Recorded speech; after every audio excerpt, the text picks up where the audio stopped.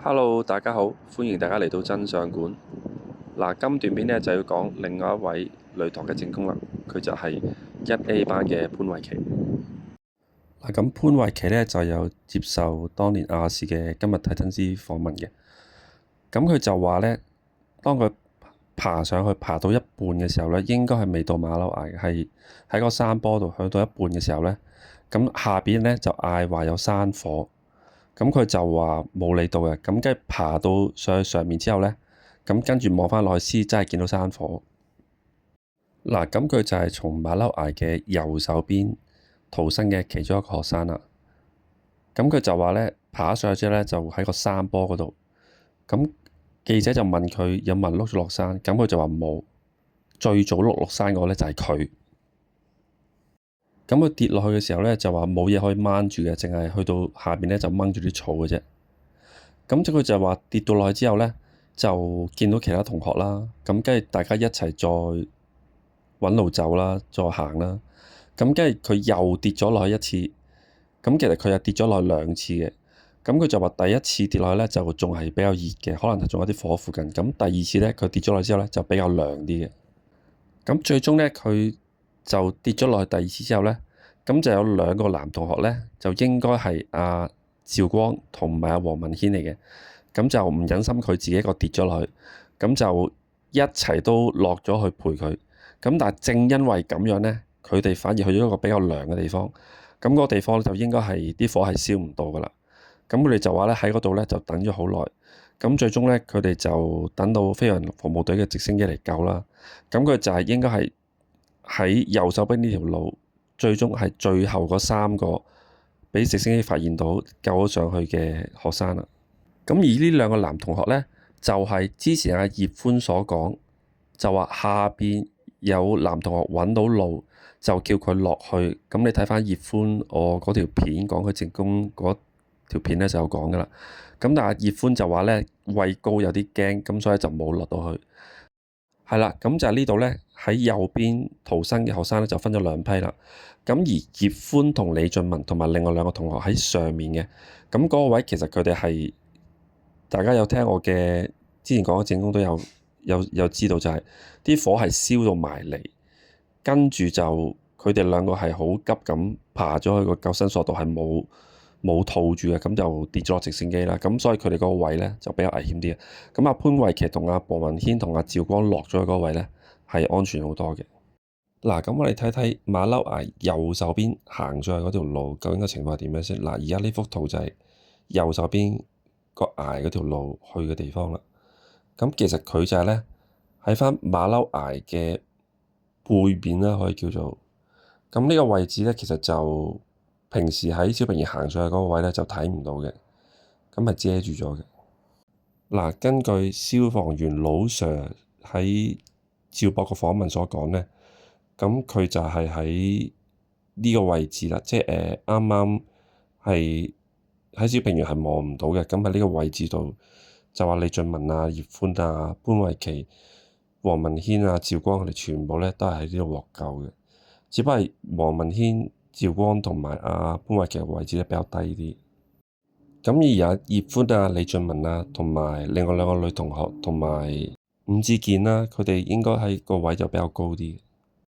嗱，咁伍志健呢嘅證供我就揾唔到嘅，咁可能佢真係冇畀證供啦，當時即係死因庭嘅時候。咁但係呢，亦都我見到有啲留言提供咗伍志健當時訪問嘅時候嘅所講嘅情況，大家可以睇一睇啦。嗱，咁睇下佢講啲咩嘢啦。佢就話山火直逼而至，一位女老師不斷從後推他們攀越巨石。如果攀越巨石就有機會脫險。他們共7人是成功攀越的一批，見有下斜山坡，又碌又撲地亡命下山，並向救援直升機揮手。嗱，睇返佢所喺訪問所講嘅嘢啦。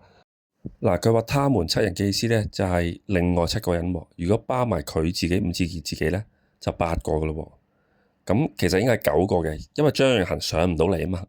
咁所以呢度呢，就係有8個人就去咗右邊呢條路，即係呢個山坡呢個位置。好啦，咁我哋數數人數先。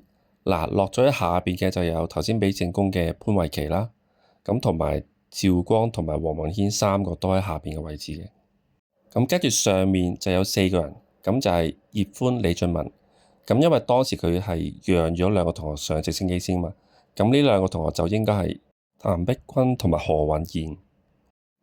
係啦，咁剩翻最後一個就係伍志健啦，佢就應該自己一個就已經行咗好遠噶啦。我相信佢係因為男仔，咁佢就可能隨時自己已經爬到上去噶啦。最初即係唔需要黃秀明老師幫佢，咁佢行咗好遠，咁所以佢就單丁自己一個。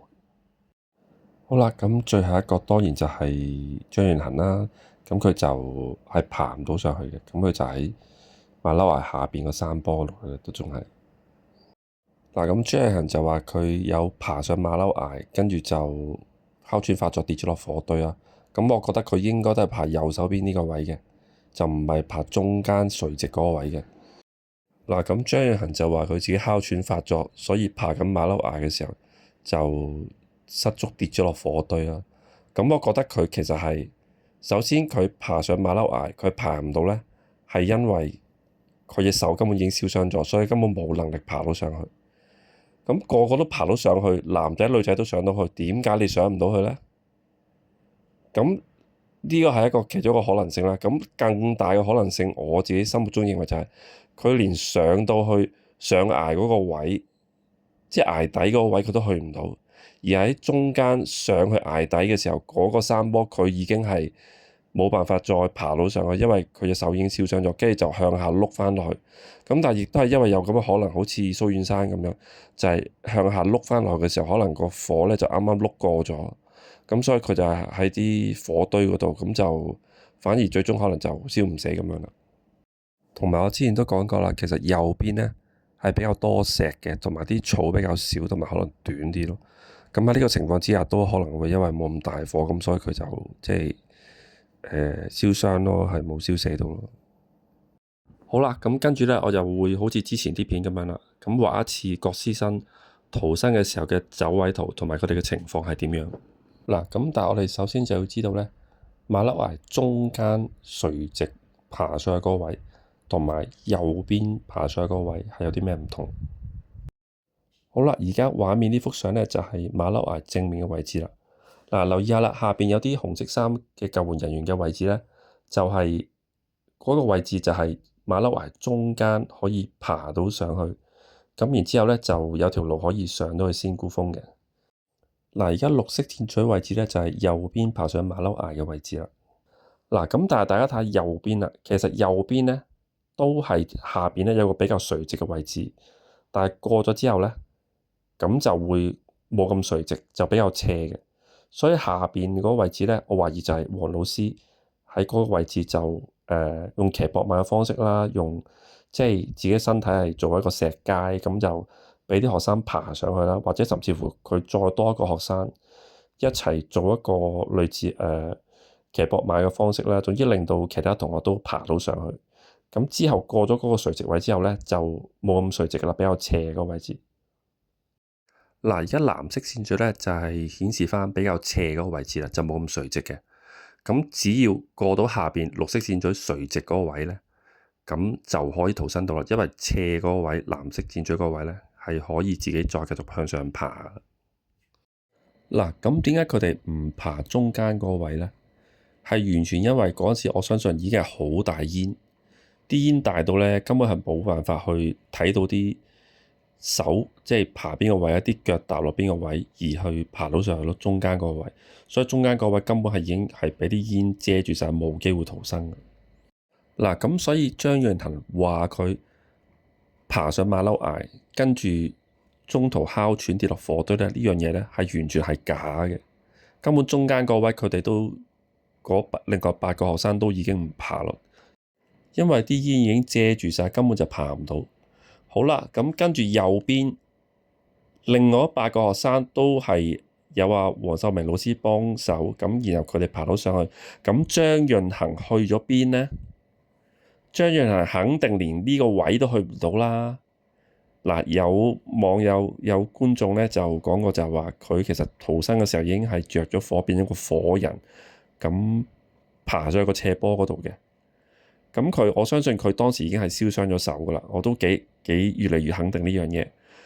咁佢燒傷咗手，咁佢連下邊個斜坡爬都爬唔到啦，即係咁，所以佢其實係基本上係只不過喺下邊個斜坡爬上嚟，咁但係崖底佢都係去唔到嘅。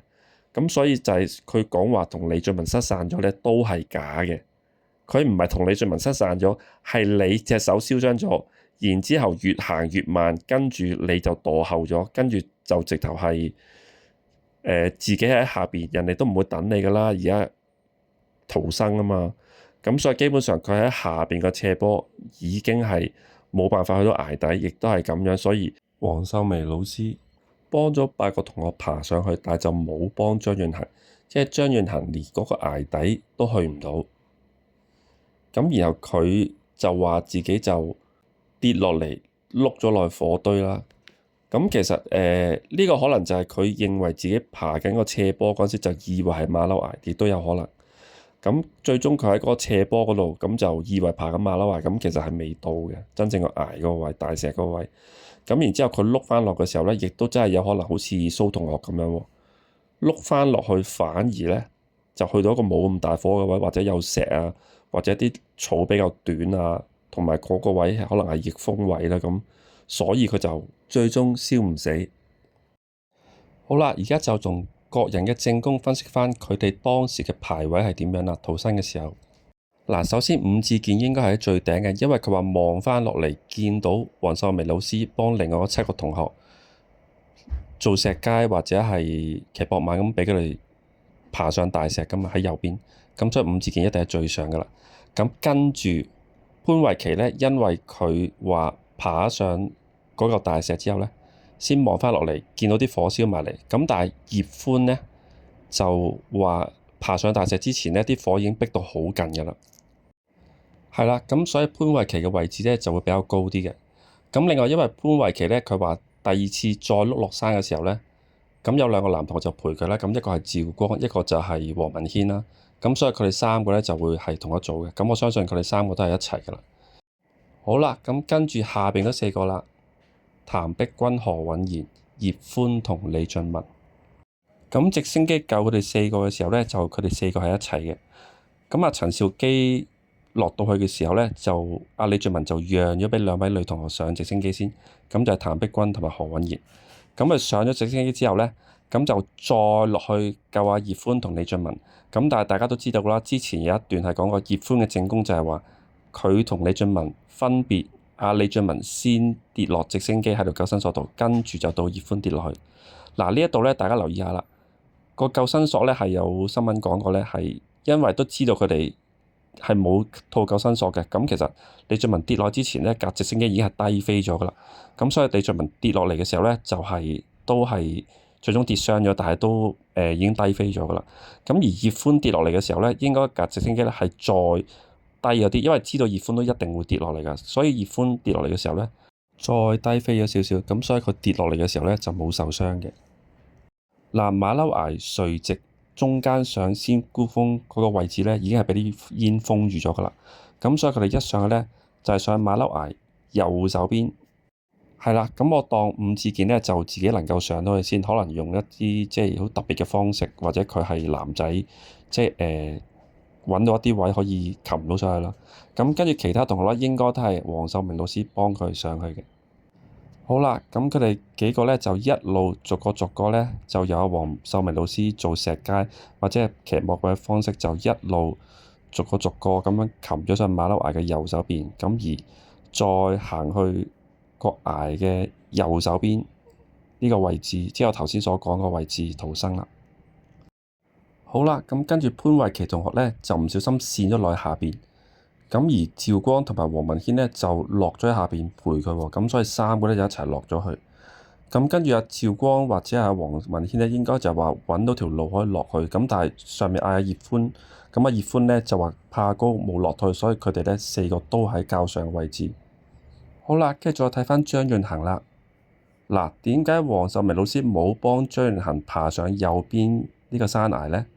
因為張潤衡根本連上去呢個位置都上唔到，所以其實佢喺下邊個山坡度上到咁上下，咁就自己冇力或者已經燒親，咁就可能哮喘啦，或者我覺得佢係氣喘啫，跑得好。咁跟住咧就向下碌翻落去下邊，咁可能就係又係碌過咗個火堆，或者喺右邊係一個冇咁大火嘅位置啦。咁所以咧最終都係冇燒死啦。咁而黃秀眉老師咧，因為佢自己一個咧就冇辦法爬到上去右邊嗰個位置啊，因為冇石階，冇人幫佢上，同埋亦都係可能係因為佢幫啲同學上去嘅時候，佢已經開始啲火埋到嚟，開始燒到佢啦。咁所以佢咧就迫於無奈咧，咁就因為右邊係山崖嚟嘅，咁所以佢就向咗左邊逃生，咁就喺嗰邊遇難。嗱，首先有一點非常之重要嘅，我哋必須要對黃老師嘅犧牲給予最崇高嘅榮耀同埋敬意，因為如果佢唔係咁做嘅話，其實應該可能有2-3個學生係會燒死。咁但係佢係為咗學生嘅生命為先咗，咁所以呢樣嘢我覺得係非常之感動，即係喺呢件事上面。好啦，咁喺直升機救援方面呢，咁直升機咧就係先去咗李峻文嗰個位置先，咁但係咧李峻文就讓咗畀譚碧君同埋何韻賢上咗直升機先嘅。好啦，咁關於直升機救援學生嘅情況呢，咁老 Sir 當時咧都有個訪問嘅。咁老 Sir 當時咧就話喺山上度就搜救工作，咁就見到一架直升機救住起2名傷者，咁突然間架直升機咧就低飛咗數米，咁然之後咧2個傷者可能係咧失去咗平衡啦，佢就話，咁但係應該就係因為有救生索冇鎖住佢哋，咁跟住就2個傷者分別就跌咗落唔同嘅位置，李峻文就跌咗落一個比較高少少跌落去嘅。咁葉歡跌嗰個位咧就比較近翻啲山崖嗰邊嘅，咁就冇咁高嘅。係啦，咁跟住佢再話咧，直升機跟住咧再先後喺不同嘅2個地方再救咗2名傷者。咁當然第一個佢就救翻葉歡走啦，咁第二個相信就係伍志健啦。咁當時救援人員咧就因為同伍志健有啲溝通嘅問題，咁就誤以為伍志健咧就係李峻文啦，咁最終咧就救走咗伍志健啦，咁但係李峻文咧就喺個山坡度，一個樹林嚟嘅應該係，咁就冇救到佢，咁跟住就李峻文就喺個樹林度留咗1晚啦。咁之後咧，直升機就將呢4個學生咧就送咗去水壩嗰度放低佢哋。咁跟住之後，因為直升機咧就冇油，咁其實佢係去咗九龍灣嘅入油嘅位置啦，咁就入咗油先。咁其實佢隔咗成半個鐘頭之後，先至再返去救潘慧琪同埋趙光、黃文軒嘅。咁跟住如是者，咁直升機咧一共就救咗7個學生離開火場。嗱，咁最終咧就剩返李峻文喺樹林啦。咁張盈恒亦都上唔到馬騮崖個底嗰個位置，咁就碌咗落火堆啦。嗱，咁諗翻無線再播出嚟嗰段片啦，溫啲溫衣班童軍食煙，冥冥中就係注定佢哋2個都係要受多啲苦嘅。好啦，今日呢條片所講嘅嘢咧，主要就係潘慧琪嘅證供啦，同埋伍志健訪問嘅內容啦。咁呢個內容咧係令到我修正咗黃秀眉老師之前我所講嘅位置同埋做嘅嘢係有啲唔同嘅。黃秀眉老師應該係幫咗呢7個同學爬咗上去馬騮崖嘅右手邊嘅，係啦，騎膊馬嘅形式或者係推佢哋上去做石階咁樣俾佢哋上咗去啦。咁呢個係非常之重要嘅。咁之後佢唔能夠逃生咧，係非常之可惜嘅。咁我有諗過，其實係咪啲同學應該拉埋黃秀眉老師上去咧？即係點拉都拉到佢上去，係咪應該咁樣咧？咁但係當時可能大家都逃生為先啦，咁所以黃秀眉老師亦都嘗試去逃生啦，咁就最終都係遇難啦，喺左手邊。好啦，咁今日嘅分享去到呢度先，好，再見。